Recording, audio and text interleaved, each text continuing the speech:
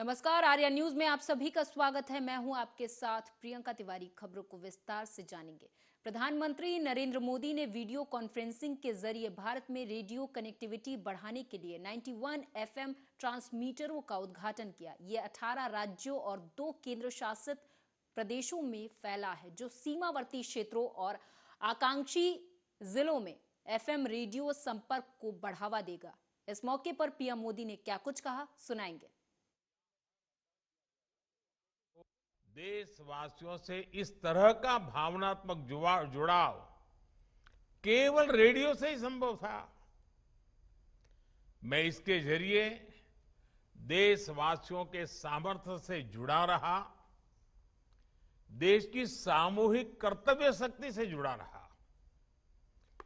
स्वच्छ भारत अभियान हो, बेटी बचाओ बेटी पढ़ाओ हो, या हर घर तिरंगा अभियान हो, मन की बात ने इन अभियानों को जन आंदोलन बना दिया। इसलिए एक तरह से मैं ऑल इंडिया रेडियो की आपकी टीम का भी हिस्सा हूं। साथियों, आज के इस आयोजन की एक और खास बात है। ये वंचितों को वरीयता की सरकार की नीति को आगे बढ़ाता है, जो अब तक इस सुविधा से वंचित रहे, जिन्हें बहुत दूर दराज में रहने वाला माना जाता था, वो अब हम सभी से और ज्यादा कनेक्ट होंगे। समय पर जरूरी जानकारी पहुंचाना हो, कम्युनिटी बिल्डिंग का काम हो, एग्रीकल्चर से जुड़ी मौसम की जानकारियां हो, किसानों को फसलों, फल, सब्जियों की कीमत की ताजा जानकारी हो, केमिकल खेती से होने वाले नुकसान की चर्चा हो, खेती के लिए आधुनिक मशीनों की पुलिंग हो,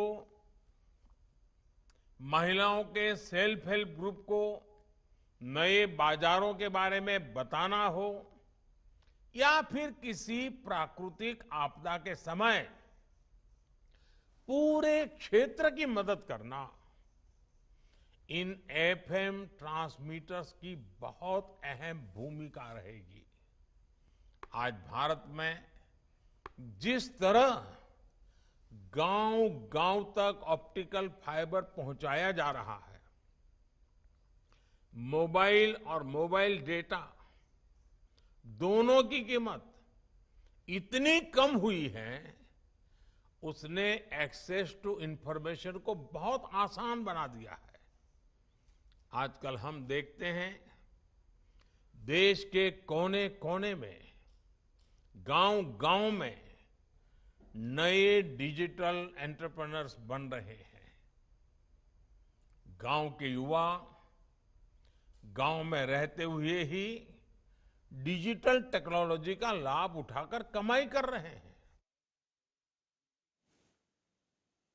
धारवाड़ में गृह मंत्री अमित शाह ने कांग्रेस पर जमकर हमला बोला। कांग्रेस पर हमला बोलते हुए गृह मंत्री ने कहा कि कांग्रेस 70 सालों से धारा 370 को एक बच्चे की तरह अपनी गोद में सहला रही थी। कांग्रेस, जेडीएस, सपा, बसपा, ममता सब कहते थे कि इसे मत हटाइए, कश्मीर में खून की नदियां बह जाएंगी। धारा 370 हट गई, खून की नदियां तो छोड़िए, किसी की कंकड़ चलाने की भी हिम्मत नहीं हुई। आप भी सुने। ये राष्ट्रकूटों और चौलुक्यों की महान भूमि है। यही कित्तूर कर्नाटक से हमारे गुजरात में यही की 2 बेटियां बहुत महान राजरानी बनी। एक महारानी मिनल देवी और दूसरी नायिका देवी, जिन्होंने मोहम्मद घोरी को हराने का काम किया था। ये दोनों बेटियां कित्तूर कर्नाटका से गुजरात में ब्याही थी और उसी गुजरात की धरती से मैं आज कित्तूर कर्नाटक के सभी लोगों को प्रणाम करने की बात करता हूं। मित्रों, आज मैं यहां आया हूं तब ऐसा मत समझना कि ये चुनाव जो आने वाला है वो शंकर पाटिल और अनिल भाई को विधायक मंत्री बनाने का चुनाव है। उनको तो जिताकर विधायक और मंत्री बनाना ही बनाना है, मगर ये चुनाव जो है, ये चुनाव समग्र कर्नाटक का भविष्य तय करने का चुनाव है। कर्नाटक के गरीब, कर्नाटक के आदिवासी, कर्नाटक के दलित और कर्नाटक के किसान का भविष्य तय करने का चुनाव है। आपका एक वोट अगले 5 साल के लिए कर्नाटक में किसका शासन रहेगा, कर्नाटक का भविष्य किसके हाथ में रहेगा, उसका निर्णय करने वाला है। मित्रों, एक और राहुल बाबा के नेतृत्व में कांग्रेस पार्टी है। जानते हो ना राहुल बाबा को? जानते हो या नहीं जानते हो? एक और राहुल बाबा के नेतृत्व में कांग्रेस पार्टी है और दूसरी ओर श्री नरेंद्र मोदी के नेतृत्व में भारतीय जनता पार्टी। ये चुनाव ये तय करने का चुनाव है कि अगले 5 साल तक मोदी जी के नेतृत्व में डबल इंजन सरकार कर्नाटक को आगे ले जाएगी या कांग्रेस की सरकार, रिवर्स गियर सरकार कर्नाटक को पीछे ले जाएगी। बताओ भाई, कर्नाटक को आगे ले जाना है या नहीं ले जाना है? जोर से बोलो, ले जाना है या नहीं ले जाना है? क्या रिवर्स गियर चाहते हो? अगर रिवर्स गियर नहीं चाहते हो तो कमल के निशान पर बटन दबाकर शंकर पाटिल और अनिल भाई को जिताना पड़ेगा। माताओं, भाइयों, बहनों, ये रिवर्स गियर सरकार ना युवाओं का भला कर सकती है, ना दलितों का कर सकती है, ना किसानों का भला कर सकती है। कांग्रेस ने हमेशा किसानों का अपमान किया, अत्याचार किया। उत्तर प्रदेश के सीएम योगी आदित्यनाथ ने बलरामपुर में जनसभा को संबोधित किया। इस दौरान सीएम योगी ने कहा कि वो कौन लोग थे जो सारा का सारा पैसा हड़प जाते थे। इन माफियाओं को आज उठा उठा कर हमने जेल के अंदर बंद कर रखा है। कई लोग लूटते थे और छाती चौड़ी करके चलते थे। आज आप देख रहे हैं कि गले में तख्ती लगाकर जान की भीख मांगते हुए ये दिखाई दे रहे हैं। 45 मिनट में आप सोचिए, वे कौन लोग थे जो सारा पैसा हड़प जाते थे। सड़क का पैसा, बिजली का पैसा, गरीब के आवास का पैसा, नाली और गलियों का पैसा, ये सब हड़पने वाले लोग कौन थे? इन माफियाओं को उठा उठा करके आज हमने जेल के अंदर, सीकटों के अंदर बंद करके रखा है। ये जो लूटते थे और फिर छाती चौड़ी करके चलते थे, आज आप देख रहे होंगे गले में तख्ती लटका करके जान की भीख मांगते हुए फिर रहे हैं। ये है नया उत्तर प्रदेश। मात्र 45 मिनट में आप सोचिए। दिल्ली में केंद्रीय मंत्री भूपेंद्र यादव ने कहा कि कांग्रेस ने हमेशा लोकतंत्र की मर्यादा को तोड़ने का काम किया, देश में नकारात्मक राजनीति करने का काम किया। पीएम मोदी के बारे में जो वाक्य कांग्रेस अध्यक्ष मल्लिकार्जुन खड़गे ने बोले, वे जानबूझकर बोले गए हैं। चुनाव में बहुत ही दुर्भाग्यपूर्ण और पीड़ादायक विषय को लेकर के आज चुनाव आयोग को मैं, हमारी पार्टी के राष्ट्रीय महामंत्री श्री तरुण चुग जी, हमारी पार्टी के मीडिया के प्रभारी, राज्यसभा के सांसद श्री अनिल बलूनी जी और हमारी पार्टी के इलेक्शन कमेटी के पूरे इंचार्ज जो हमारे इलेक्शन कमीशन के विषयों को देखते हैं श्री ओम पाठक जी के साथ चुनाव आयोग को इस दुर्भाग्यपूर्ण विषय पर लेकर मिले हैं। सबसे बड़ा विषय यह है कि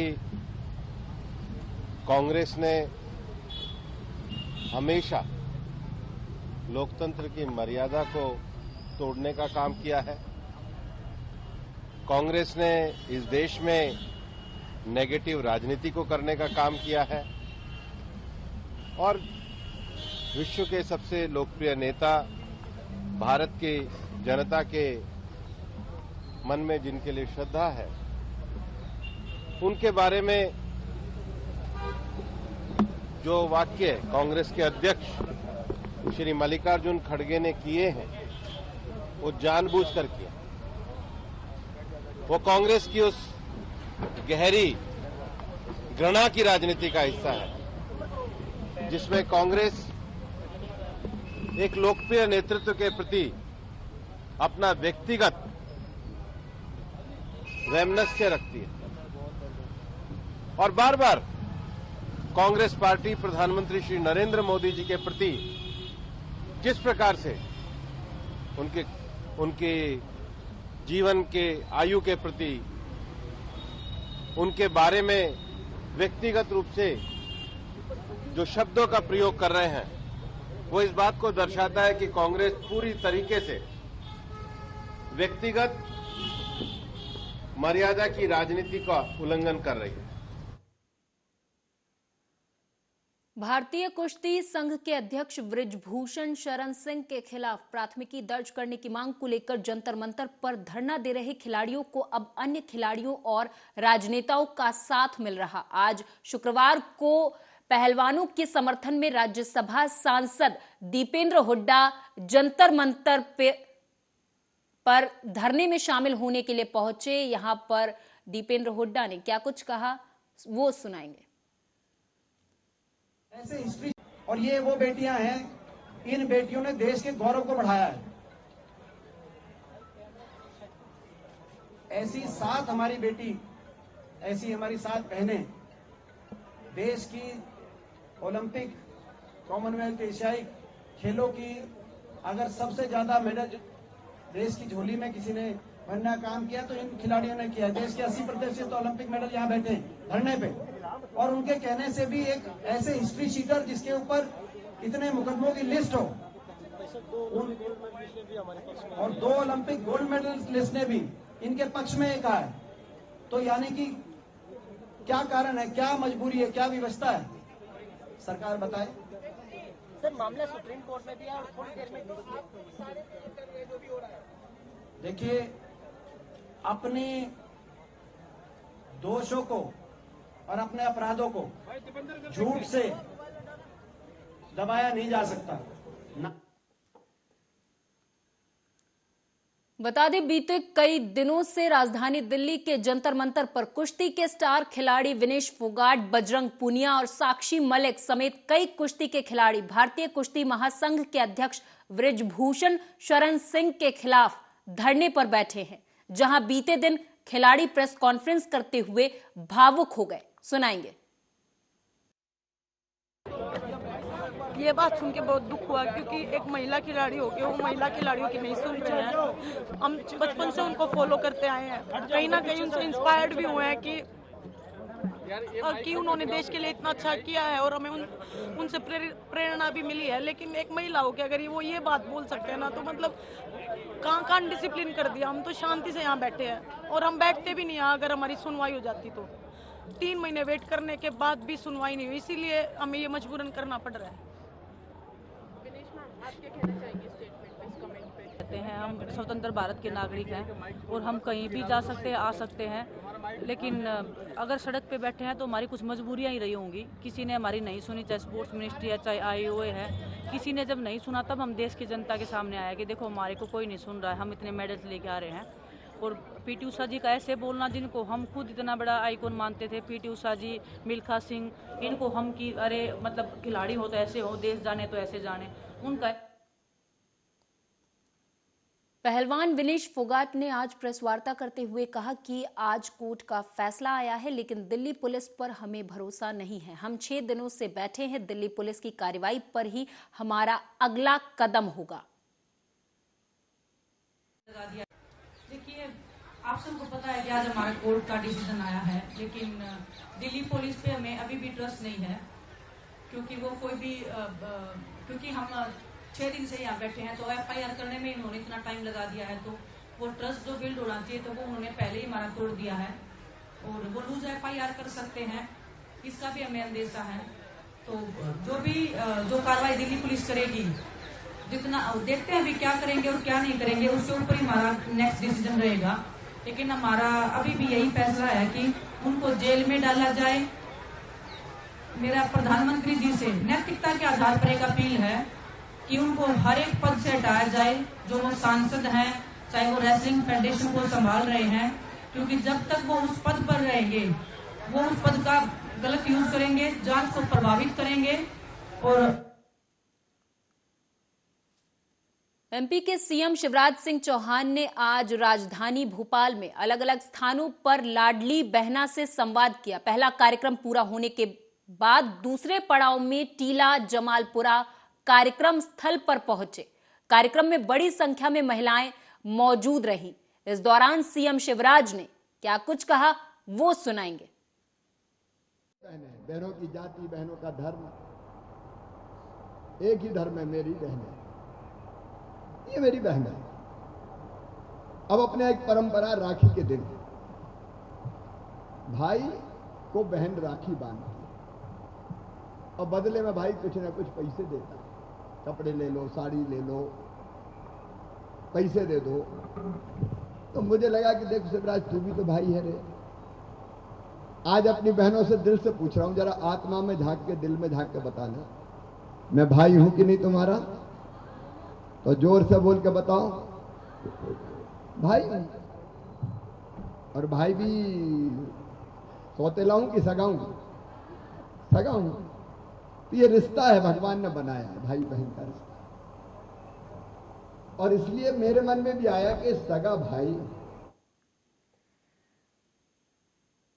दिल्ली अमृतसर नेशनल हाईवे पर सड़क हादसा हुआ है। यहां वैष्णो देवी से दिल्ली जा रहे तीर्थ यात्रियों की बस पलट गई और बस की चपेट में आने से साइकिल सवार एक मजदूर की मौत भी हो गई है और बस में सवार कुछ लोग घायल हो गए हैं। बस में सवार यात्रियों का कहना है कि बस ड्राइवर को नींद आ जाने की वजह से यह हादसा हुआ है। पलट गई सर, जो बस ड्राइवर था उसकी झलक लगते ही यह दुर्घटना हुई है। 416 में मैं जगह हुआ था, तो वो मुंह धो रहा था अपना, ठीक है। उसके बाद ये दुर्घटना हुई है, वो कूद गया और एक की जान भी चली गई और बहुत गंदा दुर्घटना हुआ जिसमें बच गए सर। इस बस में कितनी सवारियां थी? करीब 19 सवारियां थी इसमें। ये बस बठिंडा के गांव गोविंदपुरा से खबर है, जहां पर एक मिनी बस अचानक सरहिंद नहर के अंदर गिर गई। घटना की सूचना मिलते ही समाज सेवी संस्था नौजवान वेलफेयर सोसाइटी के वॉलंटियर यादविंद कंग, सतनाम सिंह, हर्षित चावला एम्बुलेंसों के साथ मौके पर पहुंचे और लोगों के सहयोग से बस में फंसे लोगों को बाहर निकालकर तुरंत सिविल अस्पताल पहुंचाया, जहां पर उनका इलाज जारी है। ਸਾਡੇ ਪ੍ਰਧਾਨ ਸ਼੍ਰੀ ਸੋਨੂ ਮਸ਼ਰੀ ਜੀ ਨੂੰ ਫੋਨ ਆਇਆ ਸੀਗਾ 9874406007 ਤੇ ਇੱਕ ਨਹਿਰ ਦੇ ਵਿੱਚ ਬੱਸ ਗਿਰ ਗਈ। ਅਸੀਂ ਮੌਕੇ ਤੇ 2-3 ਟੀਮਾਂ ਲੈ ਕੇ ਜਾ ਕੇ ਦੇਖਿਆ ਕਿ ਵੀ ਕੁਝ ਕੁ ਜਣੇ ਵਿੱਚ ਸੀ, ਕੁਝ ਕੁ ਜਣੇ ਨੇ ਕੱਢਿਆ ਗਿਆ ਸੀਗਾ। ਲੋਕਾਂ ਦੀ ਸਹਾਇਤਾ ਵੱਲੋਂ ਮੌਕੇ ਤੇ ਪੁਲਿਸ ਟੀਮ ਵੀ ਆ ਗਈ ਸੀਗੀ ਤੇ ਅਸੀਂ ਉਹਨਾਂ ਨੂੰ ਇਲਾਜ ਲਈ ਸਿਵਲ ਹਸਪਤਾਲ ਲੈ ਕੇ ਆਏ। 6-7 ਜਣੇ ਜ਼ਖਮੀ ਹੈ, ਡਰਾਈਵਰ ਦੇ ਸੱਟਾਂ ਵੱਜੀਆਂ ਤੇ ਕੁਝ ਪੈਸੇਂਜਰ ਹੈ, ਇੱਕ ਛੋਟਾ ਬੱਚਾ ਹੈ ਨਾਲ। ਇਹ ਸਾਰੇ ਜਣੇ ਦੇ ਸੱਟਾਂ। बठिंडा से खबर है, जहां पर भतीजा बहू के इश्क में अंधे हुए फूफा ने भतीजे को मौत के घाट उतारकर कत्ल को एक्सीडेंट का रूप देने के लिए भतीजे पर उस वाहन को चढ़ा दिया। आपको बताते चले कि ट्रॉला पोस्टमार्टम रिपोर्ट ने ये पोल खोल दी है। आपको बताते चले कि आरोपियों को पुलिस ने गिरफ्तार कर लिया है। 9 ਤਰੀਕ ਨੂੰ ਇੱਕ ਇਨਸੀਡੈਂਟ ਹੋਇਆ ਸੀਗਾ ਬਠਿੰਡਾ ਮਲੋਟ ਰੋਡ ਦੇ ਉੱਤੇ, ਤੇ ਇੱਕ ਲਖਵੀਰ ਸਿੰਘ ਜਿਹੜਾ ਹੈਗਾ ਉਹਦੀ ਡੈਥ ਹੋਈ ਸੀਗੀ। ਜਦੋਂ ਮੌਕੇ ਤੇ ਜਿਹਦਾ ਹੋਈ ਸੀਗੀ ਇੰਸੀਡੈਂਟ, ਉਹਦੇ ਬੇਸ ਤੇ ਅਸੀਂ ਪਰਚਾ ਦਰਜ ਕੀਤਾ ਸੀਗਾ ਐਕਸੀਡੈਂਟ ਦਾ 304A ਦਾ ਪਰਚਾ ਦਰਜ ਕੀਤਾ ਸੀਗਾ ਨਾਮਲੂਮ ਵਿਅਕਤੀਆਂ ਦੇ ਉੱਤੇ। ਬਟ ਜਦੋਂ ਇਹਦੀ ਤਫਤੀਸ਼ ਕੀਤੀ ਗਈ ਤਾਂ ਉਹਦੇ ਵਿੱਚ ਸਾਨੂੰ ਇਹ ਚੀਜ਼ ਸਾਹਮਣੇ ਆਈ ਕਿ ਇਹ ਐਕਸੀਡੈਂਟ ਨਹੀਂ ਹੈਗਾ, ਇੱਕ ਸੋਚੀ ਸਮਝੀ ਸਾਜ਼ਿਸ਼ ਦੇ ਤਹਿਤ ਜਿਹੜਾ ਹੈਗਾ ਇਹ ਮਰਡਰ ਕੀਤਾ ਗਿਆ ਹੈਗਾ। ਔਰ ਇਸ ਸਿਲਸਿਲੇ 'ਚ ਅਸੀਂ ਕੱਲ 3 ਬੰਦਿਆਂ ਨੂੰ ਗ੍ਰਿਫਤਾਰ ਕੀਤਾ ਹੈਗਾ। ਇੱਕ ਹੈਗਾ ਜਸਵਿੰਦਰ ਸਿੰਘ ਕਾਲਾ, ਜਤਿੰਦਰ ਸਿੰਘ ਉਰਫ ਜਿੰਦੂ ਤੇ ਰੁਪਿੰਦਰ ਸਿੰਘ ਉਰਫ ਪਿੰਦਾ। ਜਿਹੜਾ ਜਤਿੰਦਰ ਕਾਲਾ ਹੈਗਾ ਇਹ ਇਹਦਾ ਫੁੱਫੜ ਲੱਗਦਾ ਹੈਗਾ ਮਰਨ ਵਾਲੇ ਦਾ, ਔਰ ਇਹਦੀ ਵਾਈਫ ਦੇ ਨਾਲ ਜਿਹੜਾ ਹੈਗਾ ਇਹਦੇ ਰਿਲੇਸ਼ਨ ਸੀਗੇ। ਉਸੇ रंजिश के तहत ਜਿਹੜਾ ਹੈਗਾ ਹੈ। चित्रकूट जल प्रपात के निकट चोंडी घाट के पास भारतीय जनता पार्टी के कार्यकर्ताओं और स्थानीय ग्रामीणों के द्वारा चक्का जाम और विरोध प्रदर्शन किया गया। मिली जानकारी के मुताबिक बता दें कि राज्य सरकार के द्वारा बहुप्रचलित चित्रकूट जल प्रपात के निकट रिजॉर्ट में शराब बार खोलने की प्रक्रिया चल रही है, जिसको लेकर विपक्षी दल बीजेपी के नेता और पूर्व विधायक लच्छू राम कश्यप लगातार मीडिया के माध्यम से विरोध कर रहे हैं। 2 दिन पूर्व एक पत्रकार वार्ता करके कश्यप ने शुक्रवार के दिन चक्का जाम करके सांकेतिक विरोध प्रदर्शन करने के बारे में जानकारी भी दी थी। भारत माता की जय। पर्यटक रिसॉर्ट पे दारू बार खोलने के विरोध में ग्राम पंचायत चित्रकूट के आह्वान पर पूरे भारतीय जनता पार्टी चित्रकूट विधानसभा के सभी ज्येष्ठ श्रेष्ठ कार्यकर्ता मिलकर वहाँ धरना चौंडी चौक में जो है वहाँ पर धरना दिए। और उसके बाद जो है एसडीएम लोहंडीगुड़ा को जो है वो ज्ञापन सौंपा गया, जिसमें हमारे चित्रकूट विधानसभा के मंडल अध्यक्ष गण और सभी कार्यकर्ता और चित्रकूट के सरपंच के साथ वहाँ के पंच और सभी ग्रामवासी वहाँ पर उपस्थित रहे। हम ग्रामीण वाले हम लोग वहाँ नहीं खोलने के लिए हम लोग सोचते हैं, क्योंकि बाहर से लोग आते हैं तो वहाँ पी पा के वहाँ कई लोग नशा के रूप में जो अंदर में वहाँ फाल के नीचे कोई धक्का-धुक्की होगा, कोई धक्कल देंगे, मर जाएंगे, तो गांव वाले को बहुत परेशान होगा। इसीलिए हम लोग वहाँ। छत्तीसगढ़ के नक्सल प्रभावित क्षेत्र बस्तर में लगातार नक्सली वारदातों को अंजाम दे रहे 2 दिन पहले बुधवार को ही अरनपुर में आईईडी ब्लास्ट कर बड़ी वारदात को अंजाम दिया गया था। बीती रात गुरुवार को भी नक्सलियों ने अबूझमाड़ क्षेत्र में हर्रा कुडेर गांव में टावर को आगजनी कर दहशत फैला दी थी। मलेवाही थाने से 3 किलोमीटर दूर आगजनी की वारदात को अंजाम दिया गया था। जानकारी के अनुसार बता दें कि नक्सलियों ने बारसूर पल्ली मार्ग पर हर्रा कुडेर गांव में लगे जियो टावर में आगजनी की घटना को गुरुवार रात अंजाम दिया था।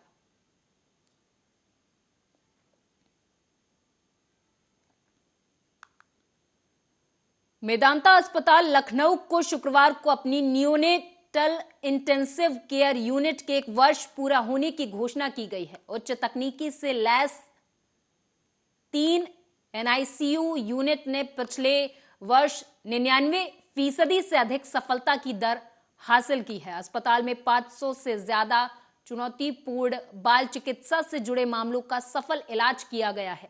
मेदांता अस्पताल के डॉक्टरों ने कहा कि पहले माता पिता को अपने बच्चों में जटिल बीमारियों के इलाज के लिए राज्य से बाहर दिल्ली के केंद्रों में जाना पड़ता था, लेकिन अब मेदांता लखनऊ में एनआईसीयू यूनिट की स्थापना के बाद से बाल चिकित्सा, कार्डियोलॉजी, गैस्ट्रोएंट्रोलॉजी, सीवीटीएस सर्जरी, प्रसव पूर्व स्कैनिंग और कई दूसरे उपचार एक ही छत के नीचे उपलब्ध हो जाते हैं।